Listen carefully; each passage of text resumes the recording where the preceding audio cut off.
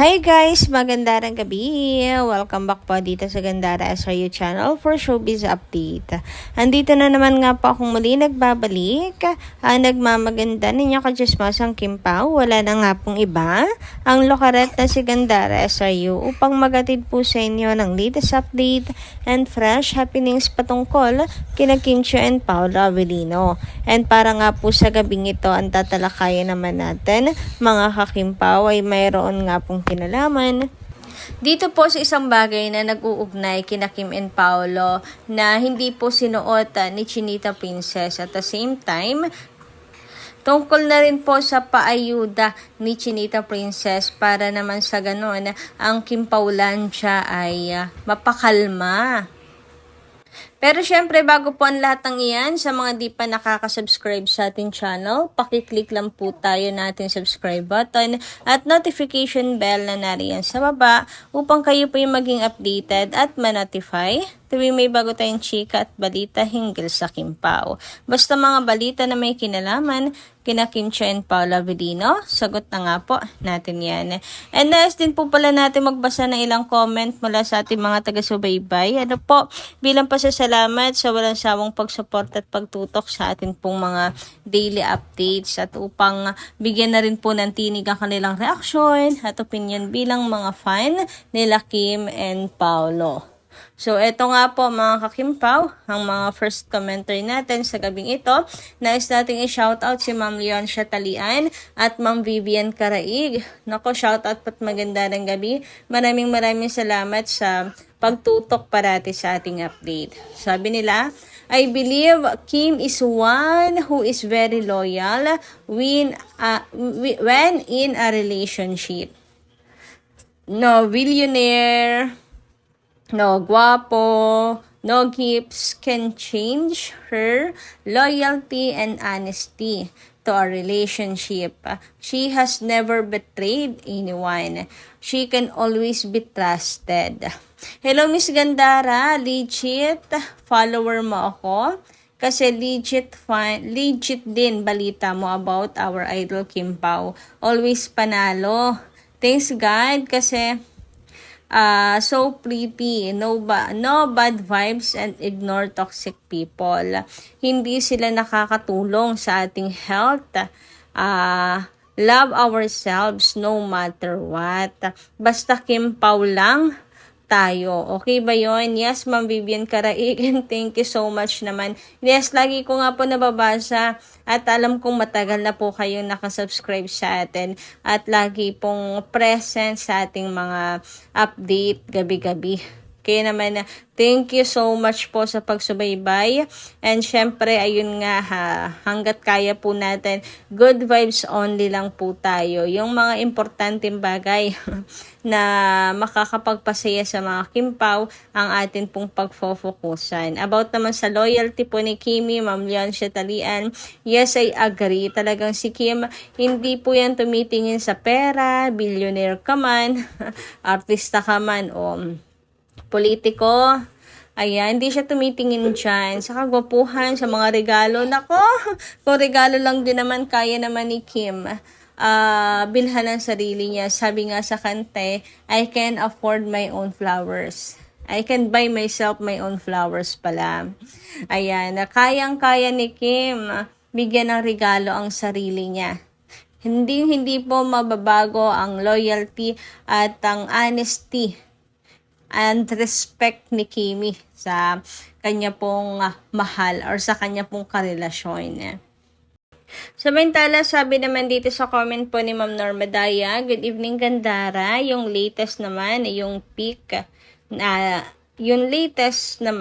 pic na yan, i-post mo. Saan ba yung place na nag-swing sila or nag-beach vacation? Dito ba yan sa Pinas? Happy lang tayo mga seniors dahil sa mga nakikita natin na mga ayuda nila. Panatag na ako Gandara at yung gusto ni Kimi ay doon na rin kaming mga seniors. God be with you always, KP, and sana'y ay ibalik daw yung alibay sa first lot. If this true, happy na naman kami mga seniors. God bless them both. Naku, ako ayaw ko na madam. Hindi na ako magiging happy kung ibalik man nila ang Kim Pao po sa first lot. Bakit? Bakit? Anong tingin nila sa Kim Pao, ha? Laruan? Parang pinaglalaroan na lamang po nila ang Kim Pao kapag ka ganun ilalagay, aalisin, tas ilalagay ulit. Nakakaloka naman yun. Bala sila, panindigan nila yan. Hindi pala nila kayang malugi. Ganun ba yun? Nalaman lang nila na, ayun na, siguro, ayan ng, lasapin nila yung bunga ng desisyon nila na alisin po ang The Alibay sa 8 p.m. slot. Yun lang naman ang sa akin. Lasapin nila, hindi yung, ay teka, malaki na yung kita ulit ng The Alibay, balik na ulit natin sila. Ano yun? Lokohan? Gaguhan? Ayaw maparusahan. Ayaw malugi. Bala kayo dyan, desisyon nyo yan, di ba? Bala kayong malugi. Pinagpalit yung Kim Pao About naman sa vacation, yung na yan, matagal na po yun talaga yung sa beach na yun. And solo ganaps po ng Kim Pao. Pero yung kay Kim parang hindi yung solo. Parang magkasama talaga sila ni Paolo Avellino doon. Pero yes, sana ay makapagbakasyon ulit, makapag-beach po sila sa birthday ni Kim. Nawa po, di ba? Maging libre po ang araw na yan para po sa kanila. Anyway, dumako naman tayo dito sa comment ni Ma'am Feli Rigondoin. Talaga, Miss Gandara, team panatag tayo. Bago umalis si Pao papuntang Paris, France, sinabi niya na kung may magagawa lang siya. Ayaw niyang mapalayo kay Kim. Gusto niya nasa tabi niya ito. Malungkot si Pao nang umalis pero after 1 week biglang nawala si Kim. So anong ibig sabihin ng mga Kim Pao na makikitid ang pag-iisip? Palitan ni Pao si Kim? Nakaplano na yan sila. Sige lang kayo. Bash lang kayo ng bash at paglalait kay Paolo. Hindi kayo legit na fans ng Kim Pao. Kim Pao forever. Thank you so much, Ma'am Feli Regundon. At kung maalala nyo, di ba, mga kakipi, nung andito pa si Kim sa Pinas, di pa pupunta ng Paris, si Pao pa na yung update sa social media. Tapos nung umalis na si Kim, pumunta na ng France, hindi pa natin alam kung saan. Basta nag-abroad si Kim for 2 weeks daw. Biglang huminto ang mga post ni Paolo, pag-update ni Paolo. Bumalik lang ulit yung kanyang pag-update nung pauwi na po ng Paris or nung Holy Week na talaga, mga kakipi. And isa lang kasi ibig sabihin nun, kasama niya si Kim kaya hindi na siya nagpo-post.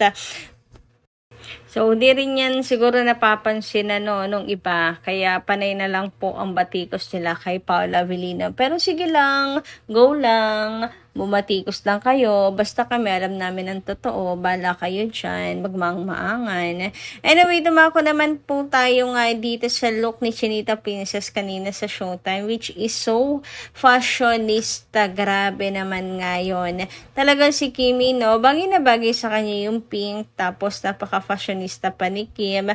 Iba talaga. Si Kim inaabangan yung mga OOTDs po niyan sa Showtime. Pero may napansin po ang ilang Kim Pao lansya kay Kim. Tila wala po siyang suot-suot na kwintas ngayon na may kaugnayan sa kanilang dalawa ni Paolo, which is yung key necklace ni Chinita Princess.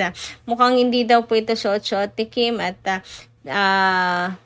hinubad niya muna. Sayang naman kasi nga happy din po ang Kim Pao lansya kapag ka nakikita po nila na suot ni Kim yung kanya nga pong necklace na yon. Ayan, kasi nga feeling nila nasa puso lang, malapit lang sa puso niya si Paolo Avellino kasi suot-suot po niya yung kwintas. Iba din feeling din ng mga Kim Pao magkasama lang ang dalawa kapag suot ni Kim yung kwintas. Anyway, may kinalaman din siguro nga sa kanyang style ngayon, mga kakipi, kaya hayaan nyo na po. Lagi din naman pong suot-suot yan ni Kimi. Anyway, gandang-ganda po ako sa OOTD ni Kim sa kanya pong pa-handkerchief or scarf na yan. Sobrang ganda, sobrang bagay po sa kanya. Ayan, sobrang gandang-ganda po ako. Ay, nakakatawa lang itong sila Bestie Darren at may pagmanong nalalaman. Anyway, dumako naman nga po tayo ngayon mga kakimpaw dito sa next topic natin ngayong gabing ito. At tungkol nga po ito sa pagwawala ng ilang kimpawlansya dahil nga sa pananahimik ng Kimpaw nung nakaraan. And eto nga finally, si Kim Chiu ay gumawa na po ng aksyon, kumilos na po para pakalmahin ang Kimpaw fans. Sika naman ni Kim, teka lang, kalma lang kayo, away agad. Hindi ba pwedeng ano lang, sinusulit lang yung bakasyon na magkaaway agad silang dalawa. Hiwalay na agad-agad. Hindi pa nga umaamin. Hiwalay na agad ang Kimpaw. Hindi lang nagparamdam. Wala lang pictures together sa sa Paris para lang ma-feed yung satisfaction, yung dilulu. Magagalit na kay Paula Avellino kung ano-ano nang ipupukol. Kaya naman si Kimi, ayun, ika nga naman ni Kimo, eto na, para kumalma po kayo. Kalma lang po, kalma, hinga ng malalim. Kasi, yan po ay nyo lang, kapraningan lang. Kaya naman si Kim nag-post na po sa DC. Ibig sabihin, they are so okay mga kakimpawan. Kung hindi nyo pa nga nakikita ang post ni Kimi sa Discord, naku, sumugod na po kayo dyan. And sorry na lang po sa mga hindi naman kasama sa Discord. Basta, mayroon pong ayuda si Stella Marie. Si Kimi, may ayuda po si Kim Chiu para po sa lahat.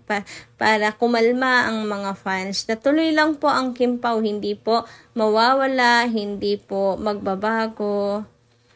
At higit po sa lahat, hindi po mangyayari ang inyong pinangangambahan. So, yun lang po muna ang ating update. Maraming salamat po sa inyong pakikinigan. Kita-kits po tayo muli sa mga susunod pa natin, chika. Maraming salamat at ingat po kayo palagi.